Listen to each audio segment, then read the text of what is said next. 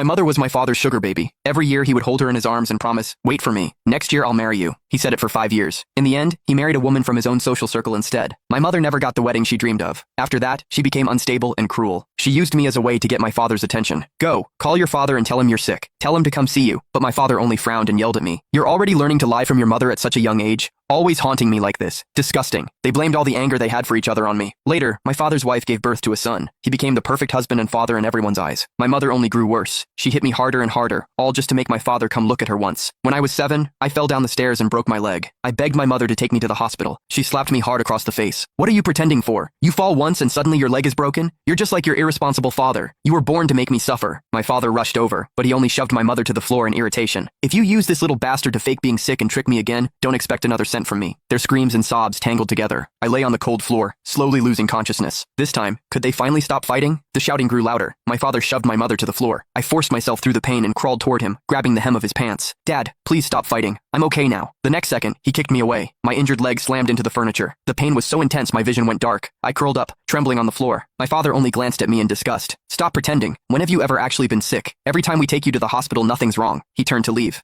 My mother grabbed him with both hands. "What is that supposed to mean? He's your son too. You're really going to walk away and leave him?" My father yanked himself free. "You've taught this kid to do nothing but lie. He's exactly like you. Disgusting." My mother froze, a wild look flickering in her eyes. "Exactly like me? Weren't you the one who lied first? You kept saying you were going to marry me. If you hadn't promised me that, I never would have given birth to this child. Since you don't care about him, I won't either." My father shook his head indifferently. "Fine by me. I don't want him anyway." My heart clenched. Dragging my leg, I crawled back to him. "Dad, please want me. I'll be good. I don't eat much. I won't cause any trouble." For once, my father looked down at me. Maybe I looked too pitiful, or too much like him. For a moment, a trace of pity flickered in his eyes. He rubbed my head. "Don't learn from your mother anymore, but I have to go home and cook something nice for your little brother today. I can't stay with you." Before I could speak, he left. My mother collapsed on the floor, sobbing. When she finally stood up, she looked at me once, and walked away without hesitation. "Since even you can't make your father stay, you're useless to me too," she muttered. My instinct to survive made me want to grab her, but seeing her walk away without looking back, I lowered my hand in despair. The pain in my leg grew worse, tears streaming down my face, blurring my mind until I lost consciousness. "It hurt so much, Dad. I really wasn't lying to you." Slowly, the pain vanished. I tried to move my leg. To my shock, it actually moved.